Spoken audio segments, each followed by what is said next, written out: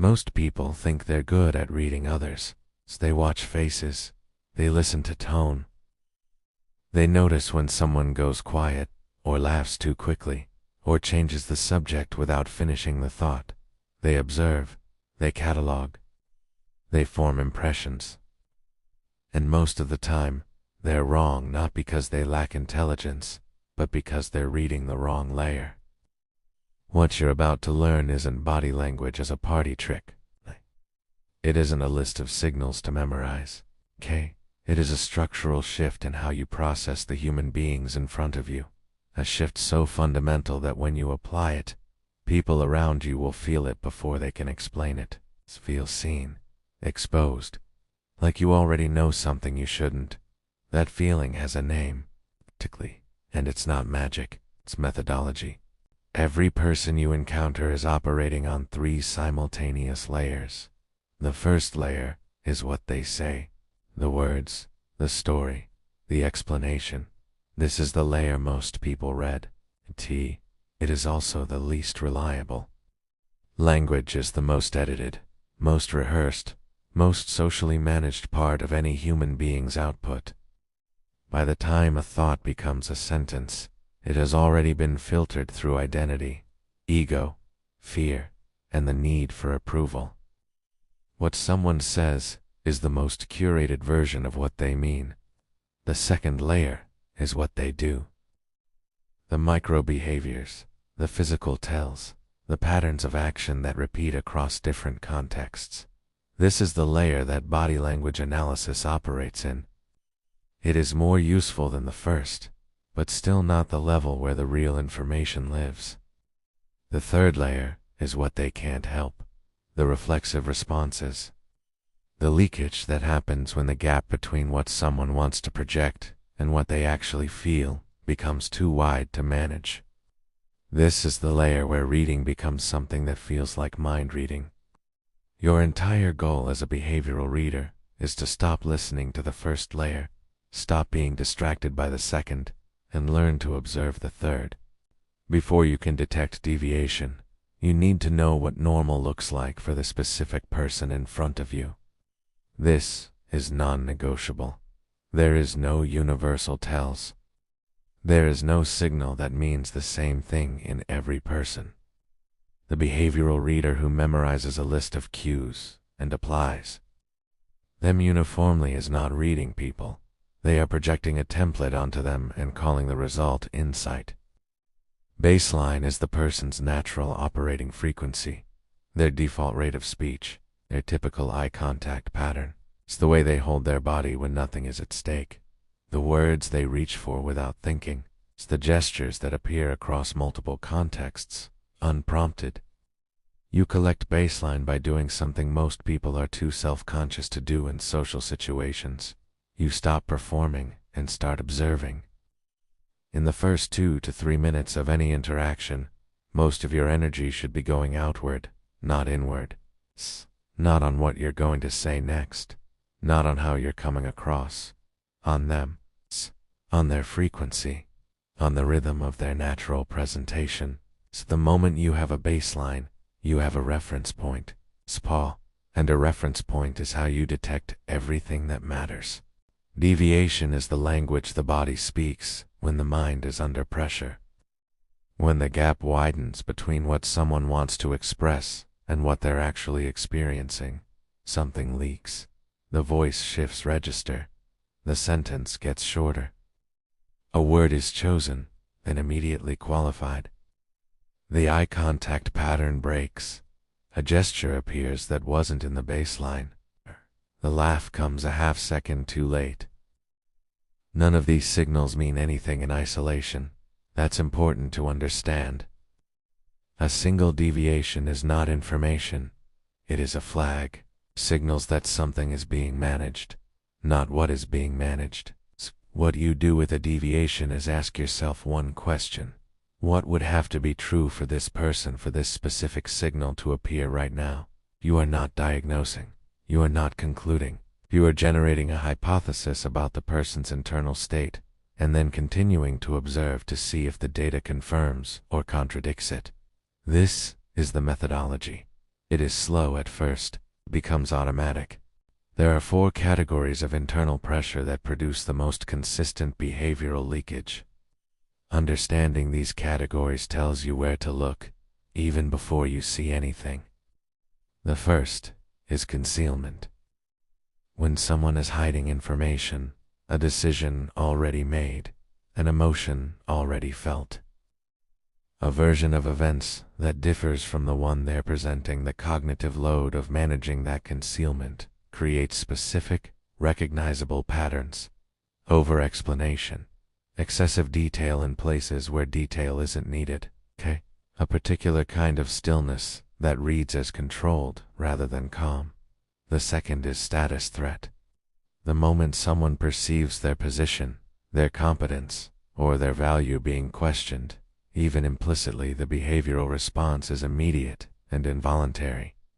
Watch for the micro moment of recalibration, the breath that gets held, the slightly heightened precision of word choice, the redirect that looks like confidence but has the timing of defense. The third is desire. People are extraordinarily bad at concealing what they want. The orientation of the body. It's a point in a conversation where engagement sharpens. It's the questions that reveal more about the person asking them than the person being asked.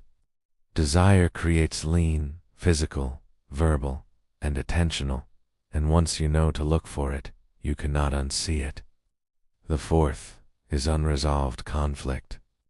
When someone carries something they haven't finished processing, a grievance, a loss, a decision they're still at war with internally, it bleeds into unrelated interactions in ways that have nothing to do with you. It's the disproportionate reaction, the subject that gets handled with unusual care. It's the emotional weight that doesn't match the content of what's being discussed. These 4 categories are your map. It's every time you enter an interaction, you are asking, quietly, which of these is active? Most people listen in order to respond. The behavioral reader listens in order to understand. And the distinction between those 2 orientations produces entirely different results. When you listen to respond, you're processing content. You're tracking the logical structure of what's being said, preparing your reply, managing the social rhythm of the conversation. You're in the exchange. When you listen to understand, you expand your aperture. You're tracking content and subtext simultaneously. You notice not just what is being said, but what is being avoided. Not just the words being chosen, but the words being conspicuously not chosen. It's not just the story being told, but the emotional weather surrounding it. The question that recalibrates your listening in real time is this: what is this person trying to make me believe? And what are they not saying? Not as an accusation, not as suspicion, as a structural orientation. It's because every person in every interaction is managing a presentation, a version of themselves and their situation that they are choosing to offer. Your job is not to accept or reject that presentation. It is to understand what's behind it. The words someone chooses reveal the architecture of their thinking in ways they almost never consciously control.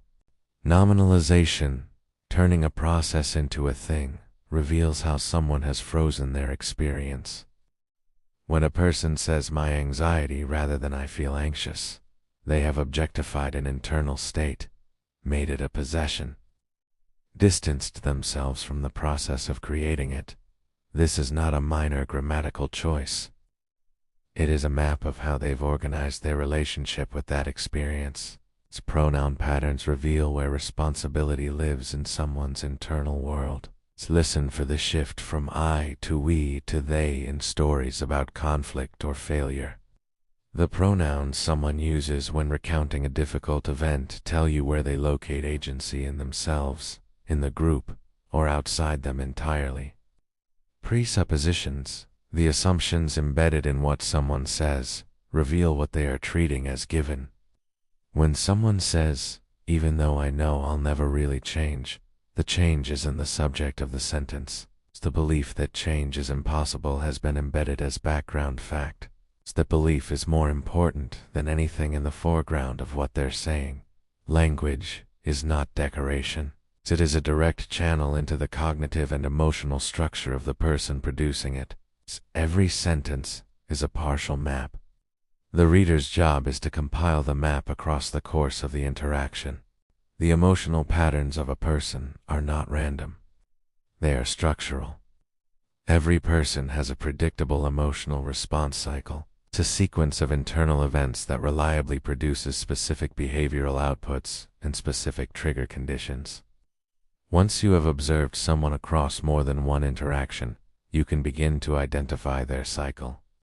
And once you can identify their cycle, you can anticipate it before it completes. This is what creates the uncanny sense that you can read someone's mind. You're not reading their mind. You are recognizing a pattern that they themselves may not be fully conscious of, and you are seeing the next step before they arrive at it. Watch for the emotional signature that precedes a person's characteristic response. The quiet before the withdrawal. It's a particular kind of brightness before the deflection. It's a controlled precision of language that appears just before someone shuts down. These signatures are consistent. They are personal, clear, and they are almost always invisible to the person producing them. There is a technique for deepening your read of a person in real time, quietly, without their awareness, that involves asking questions you already know the answer to. It's not trick questions, not interrogation, calibration questions, questions designed to generate a sample of their natural response pattern in a lost X context, so you have a behavioral reference point for reading their responses in higher stakes moments. You ask something benign, observational, something they have no reason to manage or conceal, and you watch how they answer it. The speed, the specificity, the emotional register, the physical behavior.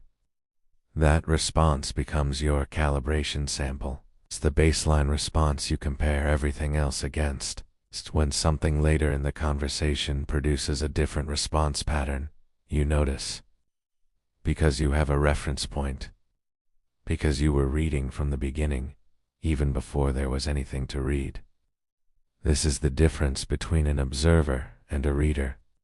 The observer waits for something to happen. The reader is already building the architecture of understanding before the interaction reveals anything obvious. None of what's been described here is neutral. The capacity to read someone at this depth is a form of access. It gives you information about a person's internal world that they have not consciously chosen to offer you. It allows you to anticipate, to influence, to navigate their psychology in ways they cannot see from the inside. This is not something to treat as a performance skill. It is not a tool for social entertainment. In the wrong hands, or in the right hands, used carelessly, it becomes a mechanism of exploitation. The practitioner who develops genuine behavioral reading skill has to develop, in equal measure, the ethical architecture to hold it. To decide, in each interaction, what they do with what they see. Whether they use the access to understand and connect, or to manipulate and extract. That choice defines the operator, not the skill, not the perception, the choice. If you're watching this channel, you have already demonstrated something about yourself, that you're willing to go deeper than the surface level of human behavior, and that you want to understand, not just react. That intention matters. It is the difference between a reader and a predator. Deliberately. What separates the practitioner from the amateur is not knowledge, it is integration. The amateur reads about behavioral patterns and becomes hyper-vigilant, scanning every interaction for signals, attributing meaning to everything, losing the thread of genuine connection in the pursuit of analysis. The practitioner integrates. The observation becomes quiet. The reading happens in the background of genuine engagement. The signals register without disrupting the surface of the interaction. The practitioner is present and analytic simultaneously, not because they've become robotic, but because the skill has dropped beneath conscious effort into something more like perception. That integration takes time, Takes repeated exposure and deliberate practice across different interaction types and different people. It takes the willingness to be wrong, to form a hypothesis, watch it fail, and adjust without attachment. But once it integrates, something changes in how you move through the world. You stop being surprised by people. Not because you become cynical, but because you begin to see what's coming before it arrives. You see the structure beneath the behavior, the architecture beneath the surface, and that is a different kind of intelligence. One that, to the people who don't have it, feels very much like something they cannot fully explain. If this content landed, if something in it named something you've been trying to articulate about the way you already see people, then you're ready for the next level. The Influence Underground is a practitioner-grade course built specifically for people who are done with surface-level behavioral content. Inside, you'll go deeper into every framework introduced in this video. The full behavioral baseline protocol, the 4 pressure point system, linguistic profiling methodology, emotional architecture mapping, and the advanced calibration techniques that turn observation into genuine predictive accuracy. This is not a beginner course. It was not designed to introduce you to these ideas. It was designed to systematize the perception you already have and give it the structure, the vocabulary, and the operational precision it deserves. The link is in the description. If you're ready to operate at that level, it's waiting for you.